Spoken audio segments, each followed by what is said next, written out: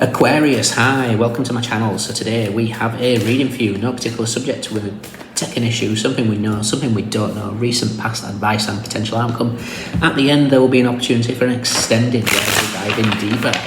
You can watch this for Aquarius, Sun, Moon, Rising, Venus, Mars, Mercury, North Node, or if any of those planets are currently transiting your 11th house. This could be for you. Thank you, however you support the channel. It's very much appreciated. Cross-watchers, you are more than welcome. Message may well be for you. All information is in the description box below. Just hit the more button. There is a new offering on the website for those that read for themselves, but maybe feeling a little bit stuck. There's an offering to send you a photo of your spread and I'll try and dissect it. We all get stuck, especially when we read for ourselves. We don't see the blind spots, etc, etc. So if you're interested, in the description box. Okay, Aquarius. Aquarius, in your pre-shuffle, it was the weekend, blinding lights. And I mentioned it in Capricorn's reading, with the conjunction between the Sun and Regulus tomorrow, the star. Regulus is like the king, the throne, and it's all happening in your 7th house. There could be a blinding light in terms of your relationships. This could be a realization about something. In what direction that's going to be, it's going to be different for all of you, but it feels if you can't see something clearly now, you never will, type of thing. But we'll see what comes up. There's something, I keep hearing denial is a river in Egypt. Now that doesn't mean to say it's a bad thing. This could be being so aware how you feel about something, and recognizing you do like something or you don't like something, whatever it is. Again, 7th house is one-on-ones of all kinds. It doesn't have to be just romantic, it's also contracts. So this could be feeling like you're stuck in something, or you want out, or you want in, whatever it is. Something is being illuminated for you. There you go, there's the Strength card. That's that Leo energy where it's all happening in your 7th. One more. Okay, so Aquarius, what is going on? Judgment. Doesn't get more of a big decision than that. So whatever the light is, it's blinding because this light is coming in, it's clear and it's bright and it's clear as day. And what's the card before the Judgment card? This is card 20, card 19 is the Sun. So something is or has shone very brightly, or at least it's going to. What do we know? What don't we know? Sun's getting shinier and shinier. Recent past.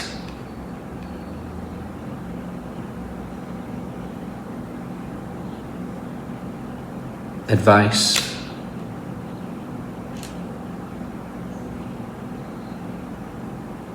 Okay. And potential outcome. Nice. Okay, so whatever this is, it could be feelings, it could be a recognition of something. It's a beautiful energy at the end, but it requires you to not sit in denial about something. It's to be comfortable in what you're truly feeling or what you're truly being shown, because it leads to something amazing.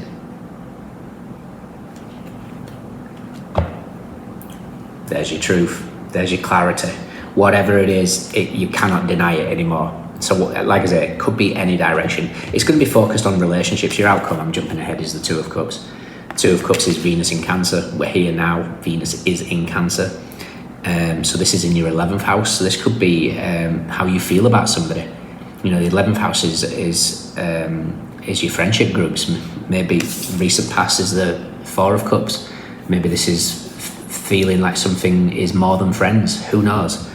It doesn't have to be. It doesn't have to be anything to do with relationships. But there's something here it's like it can't be denied anymore. But there's this kind of weird, almost, for those of you ever seen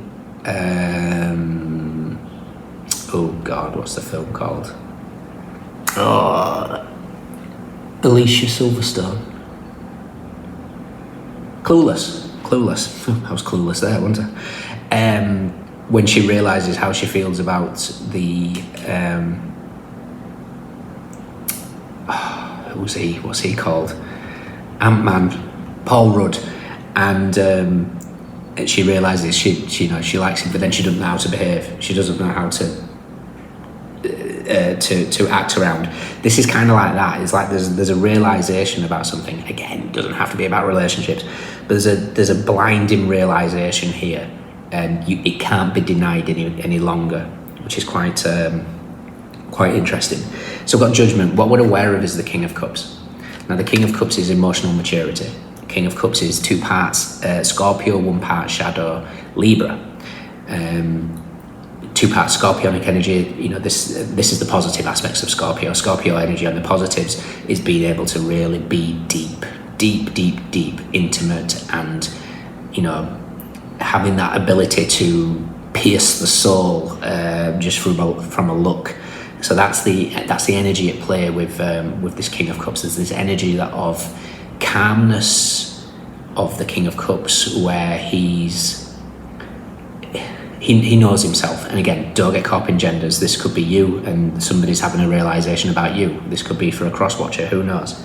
But there's something that's very, very calming within this King of Cups. What we're not aware of is the Page of Pentacles, and it's the pentacle in the sky. That's just this light, this blinding light is getting stronger and stronger and stronger. Now, if we think a pentacle can be gold, it can be, you know, brass, whatever it is. Brass is a mixture of copper and zinc. But whatever it is, there's an intensity. There's an intensity that's getting stronger and stronger. So if you take copper and zinc, copper is ruled by Venus. It's like something that just maybe felt was just, oh, if this is not another person, this could be, oh, this is just a little job on the side, which turns into such a passionate thing that it just lights you up. So this could be taking something a step further. For some of you, there's something to do with modelling, because there's a strong energy of modelling here. I don't know, that's just for one person, just to clarify, I think. Recent past is the 4 of Cups. Like I say, there's this energy of a little bit nonchalant about whatever this is. Now, this could be you, because you, like I say, you're Aquarius, and shadow aspects of that is you lean on your previous sign, which is Capricorn. Capricorns can be so detached that they become emotionally numb and disassociate. I'm a Capricorn. I can say these things. So there could be that. There could be those type of energies that's at play here, where you've had to go through these things. You've had to see a shadow of yourself, but in doing so, you've kind of maybe missed opportunities or overlooked something. I don't know. Again, this could be happening with another person. Your advice is the Empress. The Empress is Venus. The Empress is abundance. The Empress is the sacred feminine. Now, as soon as I laid it down, I was immediately shown card number 21 here, which is the icosahedron, but represented as an orange icosahedron. So, I am the divine goddess, the feminine divine. It's time for some goddess empowerment. This card represents sexuality, creativity, emotions, desires, and the birthing of ideas, as well as physical birth. Whether you are a man or a woman, this card suggests that you are not balanced in the feminine aspects of yourself and are overcompensating in the masculine area. It also represents drive and ambition, which is very, very true, because the missing link between the Empress and the 2 of Cups here, because we've got Venus and then we've got Venus in Cancer, is Cancer. Cancer is the Chariot. Chariot is drive, ambition, success. So there's something here about a balance of masculine and feminine. The icosahedron has 20 faces and works with the element of water. Its jewel is the dodecahedron. The icosahedron, being one of the 5 platonic solids, holds its head up high. It has played a huge role via Buckminster Fuller, inventor and visionary, who based his geodesic domes around this shape. Bucky used sacred geometry into creating his life's work, and as he knew that by using certain structures as seen within our universe, he could create a strong and sturdy architectural design. The truncated icosahedron in the shape of a soccer ball and also is the shape of Bucky's dome. Now, don't get worried about if I'm talking quantum gibberish here. It's about what's happening in your environment, the shapes that are being created, the walls that are being dropped in, so you can step into this new version of yourself. Okay, this jewel is quite special as it's recognized as a shapeshifter, in particular when it is stellated, that is, it forms a star. Every time one forms the other, it ultimately doubles in size and increases in direct correlation to the golden mean. The partnership between these two solids is also seen within the blueprints of creation, that is, they share a specific relationship of DNA. The orange icosahedron corresponds to the sacral chakra, which relates to the endocrine gland, ovaries and testes. Here we are working with the feminine aspect and the goddess energies that arise, going back to Lemurian times, when the high priestess weaved her magic in the pursuit of her purest form of light. She spread health, healing and infinite abundance. The essence of using this icosahedral frequency is that of the triple goddess, maiden, mother and crone. As water is feminine in aspect and deals with emotions, its essence can be used for empowerment, nurturing, self-loving, creativity and healing. It assists, nurtures and heals you emotionally, physically, mentally and spiritually. As you bathe or swim, call upon the goddess energies, bringing through beautiful swirls of green and blue to nourish and nurture the sacral chakra. Okay, rose quartz, chrysocolla and moonstone are your crystal suggestions. So this energy of, because today, well, tomorrow should I say, tomorrow and Saturday, we've got the new moon in Virgo, and this is the start of a double new moon in Virgo, which is represented by black moon, ruled by Lilith. So this is all happening in your 8th house of intimacy, those real deep aspects of things. You've been awakened here. Something can't be denied. It feels like it's intensity, feelings. It could be an awakening within the internal kundalini, whatever it is. It can't be denied anymore. And I love this outcome. This is a realization. This could be what you want in life. This could be, again, I can say for a fact, I know of an Aquarius who's possibly any minute now due for birth. I can't remember how far along she is. So this is like, that creation of herself is going to really put her into that Empress energy. Whereas she's an Aquarius sun and rising, air is predominantly masculine. No offense to her, but that is the energy of the elements. So this will bring out that side of her. So there's something that's shifting within your world where you get to be that divine goddess, regardless of gender. Like I say, you get to be that creative, and whatever is taking place here is just being shown to you what needs to be seen. I think it's brilliant. This is like a massive breakthrough. Let's check out the chariot to bring these two together, and the high priestess as well, because the Four of Cups is the high priestess with the chariot, but something is massively changing. It cannot be denied. Young Aquarius. High Priestess is with the 10 of Pentacles and the Queen of Pentacles.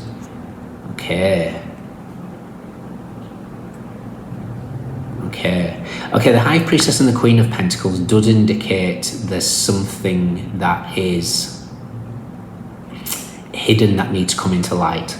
Could be family related. So again, this truth, this blinding truth, needs to be accepted. Okay. With the Hierophant here, it could well be something to do close to the home. The Hierophant is Taurus, which is your 4th house, the home, the mother, the family, the past.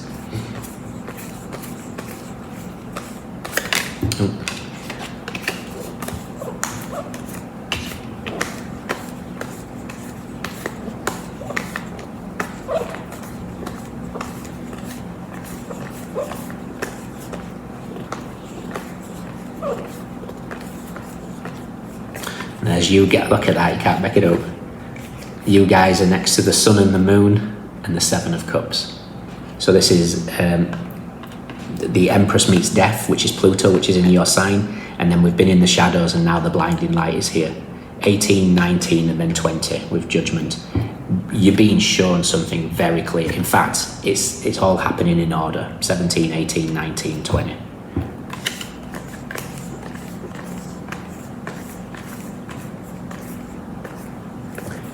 Okay, and the Chariot is with Strength, which is your 7th house, and it's with the Ace of Wands and the Tower.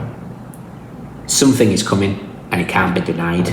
The 6 of Wands again is your 7th house, Jupiter in Leo. The Wheel of Fortune meets Strength.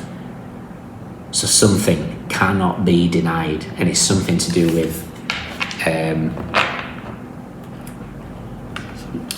relationships, one-on-ones, connections, divine feminine, linked to the past. But it's all to open up your heart. Okay. Interesting. Do let me know. In your extended, we're going to clarify these and see where we can get.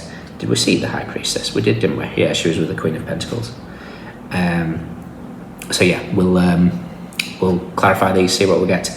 If you enjoy me, fantastic. If not, let me know if it resonates. We have Scorpio, Libra, Moon in Cancer, Taurus, Libra, Venus in Cancer, Jupiter in Gemini, Capricorn, Mercury in Sagittarius, Jupiter in Pisces, Mars in Pisces, Sun in Virgo, Venus in Aries, Gemini, Aquarius, Sun in Capricorn, Moon in Sagittarius, Jupiter in Capricorn, Mercury in Taurus. We have Cups, Pentacles, Swords, Wands. Everyone is here. Those are your standouts. Let me know. Take care. See you soon. Bye.